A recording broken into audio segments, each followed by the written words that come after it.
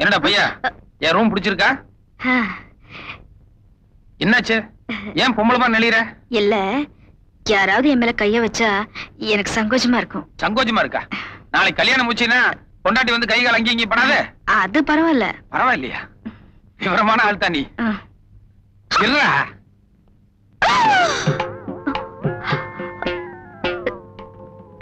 என்னாச்சு? ஏன் இப்படி அதிர்ச்சி ஆயிட்ட? என்ன?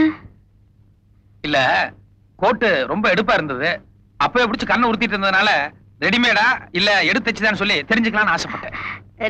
ரெடிமேட்லாம் ஒண்ணு இல்ல, தச்சதுதான். அதுக்கே எவ்வளவு பதஷ்டப்படுறேன்? அதெல்லாம் ஒண்ணு இல்லையே. சரி, சாப்பாடெல்லாம் ஆச்சா? ஆச்சு.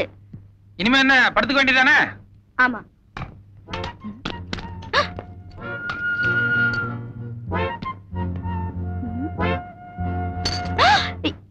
ஏன் சாவியை வெளியே தூக்கி போடுறீங்க? அது ராத்திரி நேரத்துல எனக்கு தூக்கத்துல நடக்கிற பழக்கம் உண்டு. திடுதுப்புன்னு பாதி நேரத்துல எந்திரிச்சு போய் அக்கம் பக்கம் வீடுகள்ல யாராவது பொம்பளை பேர சொல்லி கதவை தட்டிடுவேன். அது பெரிய பிரச்சனை ஆயிரும். அதனாலதான் பாதுகாப்பா இப்பவே சாவி தூக்கி வெளியே வீசிட்டேன். அது சரி, ஆனா இப்ப வெளியே போகணும்னா? இனி எங்க வெளியே போறது? ஃபுல் நைட் நம்ம கூட தான். காலையில ரூம் கிளீன் பண்றதுக்காக நம்ம பையன் வருவான். அவன் சாவி எடுத்து ஜன்னல் வழியா கொடுத்ததுக்கு அப்புறம் தான் நம்ம திறந்துட்டு வெளியவே போக முடியும். இந்தா, உன் கோட் சூட் எல்லாம் கழட்டிட்டு இந்த லுங்கியை கட்டிக்கோ.